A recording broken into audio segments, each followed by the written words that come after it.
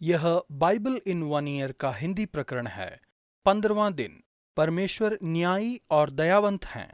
समाचार पत्रों की मुख्य लाइनें अक्सर उन न्यायाधीशों के प्रति आक्रोश व्यक्त करती हैं जो अपराध के प्रति नरमी दिखाते हैं या दया के साथ न्याय करते हैं और किए गए अपराध के लिए उचित दंड देने में नाकामयाब होते हैं। जब मैं एक वकील के तौर पर काम कर रहा था तो मैंने देखा कि कानूनी पेशा उन न्यायाधीशों का आदर नहीं करता जिन्हें बहुत ही दयालु समझा जाता था। हमारी अपेक्षा रहती है कि न्यायाधीश न्याय करे। हम यह अपेक्षा नहीं करते कि न्यायाधीश दयालु हो। दूसरी तरफ हम अपने व्यक्तिगत संबंधों में दया की अपेक्षा जरूर करते हैं। स्नेही माता पिता अपने बच्चों के प्रति दयालु होते हैं। हम उम्मीद करते हैं कि दोस्त एक दूसरे के प्रति दयालु रहें। सामान्यतः न्याय और दया एक साथ नहीं चलते। हम इन्हें एक विकल्प के रूप में देखते हैं। हम या तो न्याय की या फिर दया की उम्मीद करते हैं, लेकिन दोनों एक साथ में नहीं। फिर भी परमेश्वर खराई से न्याय करते हैं और परमेश्वर दयालु भी हैं। इन दो विपरीत गुणों को एक साथ कैसे मिलाया जा सकता है? उत्तर यह है कि यीशु के बलिदान ने इसे परमेश्वर के लिए संभव बनाया है कि वह दया और न्याय को एक साथ शामिल कर सके। जब मैंने यीशु से मुलाकात की तो इस उदाहरण ने मुझे समझने में मदद की कि यीशु ने क्रूस पर हमारे लिए क्या हासिल किया है। दो लोगों ने स्कूल और महाविद्यालय में एक साथ पढ़ाई की और गहरी दोस्ती बनाई। जिंदगी चलती रही और वे अपने अपने मार्गों पर चले गए और उनका संपर्क टूट गया। एक न्यायाधीश बनने चला गया जबकि दूसरे का जीवन गिरता गया और अंत में वह एक अपराधी बन गया। एक दिन एक अपराधी न्यायाधीश के सामने उपस्थित हुआ। उसने एक अपराध किया था जिसके लिए उसे दोषी पाया गया। न्यायाधीश ने अपने पुराने दोस्त को पहचान लिया और असमंजस में पड़ गया, जैसा कि सच में परमेश्वर पड़ जाते हैं। वह एक न्यायाधीश था, इसलिए उसे न्याय करना जरूरी था। वह उस व्यक्ति को यूं ही जाने नहीं दे सकता था। दूसरी तरफ वह दयालु बनना चाहता था क्योंकि उसे अपने दोस्त से प्यार था, इसलिए उसने अपराध करने के लिए उस पर उचित जुर्माना लगाया।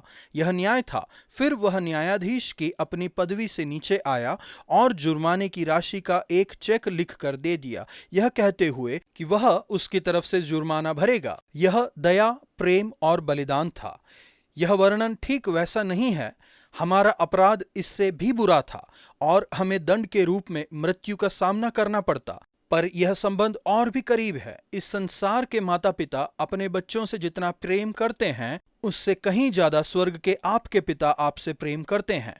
परमेश्वर अपराध के प्रति दया नहीं करते। परमेश्वर अपने न्याय में हमारा न्याय करते हैं क्योंकि हम अपराधी हैं।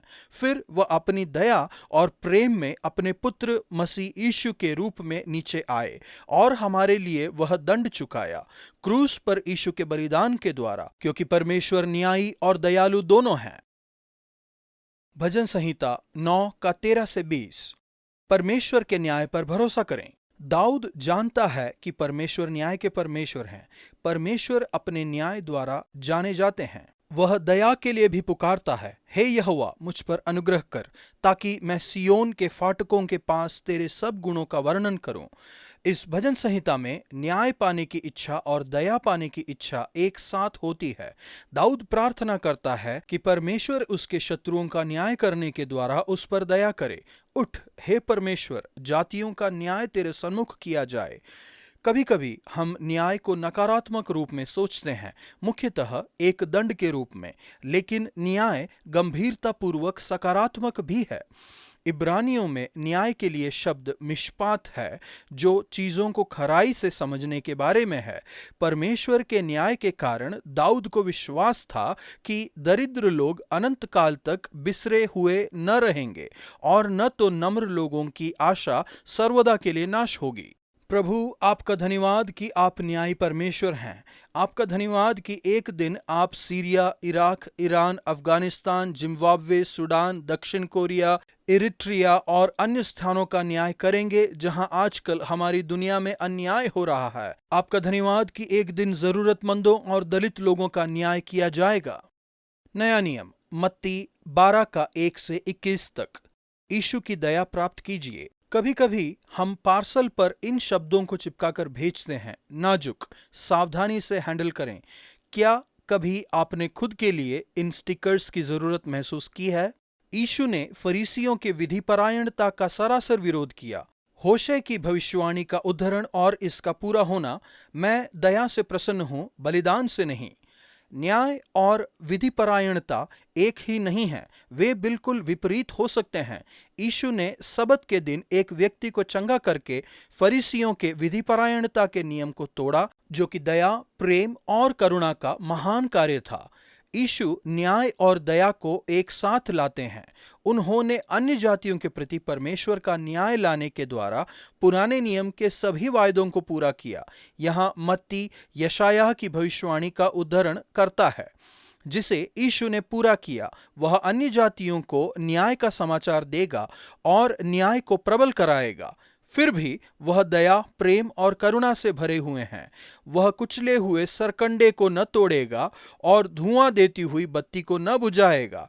जीवन में ऐसा समय भी आता है जब हम कुचले हुए सरकंडे या धुआं देती हुई बत्ती की तरह शारीरिक, भावनात्मक या आत्मिक रूप से कमजोर हो जाते हैं। जब हम कमजोर और नाजुक थे, तब अनेकों के विपरीत यीशु हम पर दया, प्रेम और करुणा करते हैं। जब हम कमजोर होते हैं तो यीशु हमें सावधानी से संभालते हैं। यीशु यशाया 40 से 55 में से सेवक के एक गीत का वर्णन करते हैं। ये गीत सेवक के उन कष्टों के बारे में है जो अपने पापों की क्षमा पाने के लिए अपने जीवन का बलिदान करता है। इन सेवक के गीतों में परमेश्वर का न्याय और दया एक साथ आता है। दुनिया सही की जाती है, अन्याय और दमन का अंत होता है और जरूरतमंदों और टूटे हुए लोगों को मुक्त किया जाता है। फिर परमेश्वर खुद का बलिदान करते हैं, जो हमारे पापों के परिणाम और दंड को अपने ऊपर लेते हैं।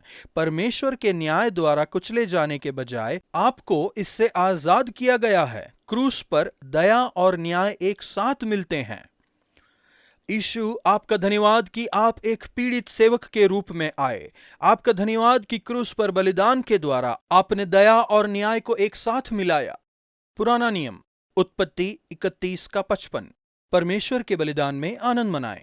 क्या आपने कभी पदोन्नति के वायदे का अनुभव किया है जो कभी पूरा नहीं हुआ, या बिना लाभ वाले कुछ कामों को पूरा करने के लिए देर तक काम करते हुए अनगिनत घंटों को बेकार करने का अनुभव किया है?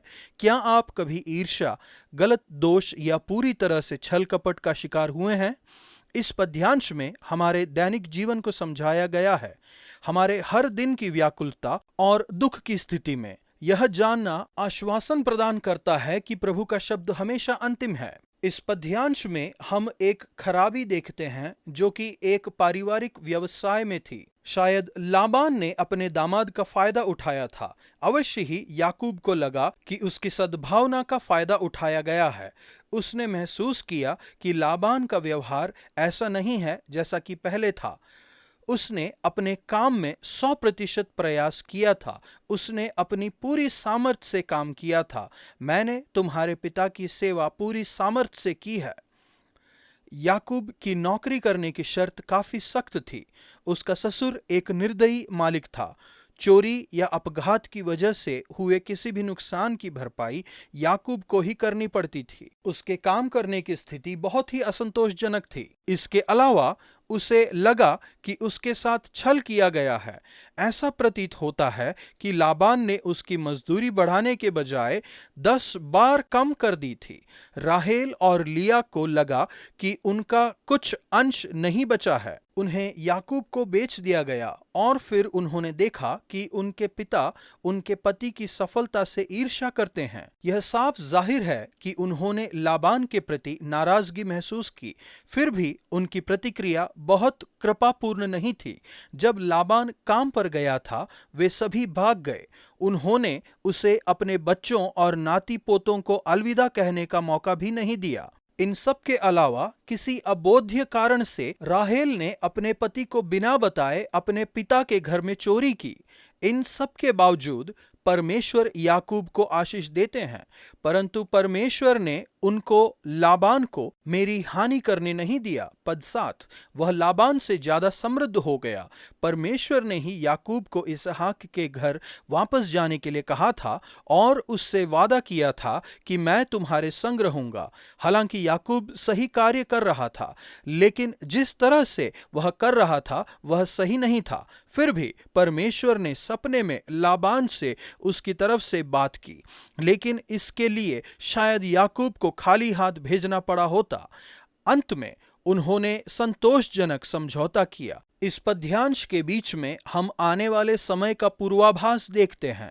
याकूब और लाबान दोनों ने न्याय के लिए परमेश्वर की दुहाई दी, फिर वहां पर बलि दी गई। जब उन्होंने परमेश्वर से न्याय पाना चाहा और यह बलि दी, तो हमें एक बार फिर से क्रूस की याद आती है, जहां परमेश्वर का न्याय और दया एक साथ मिलते हैं। पिता, आपको धन्यवाद देना और आपकी स्तुति करना मैं कैसे भूल सकता हूं। आपका धन्यवाद कि आप न्यायी और दयालु हैं। यीशु के बलिदान के लिए आपको धन्यवाद। धन्यवाद कि अन्याय के समय में मैं आपकी दया और सुरक्षा पा सकता हूं।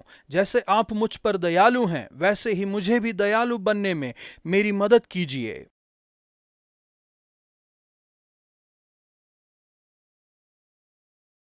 उत्पत्ति 31 का 32। अपने पिता के घराने के देवताओं को चुराकर राहेल क्या कर रही थी और अपने घराने के देवताओं के साथ लाबान क्या करने वाला था।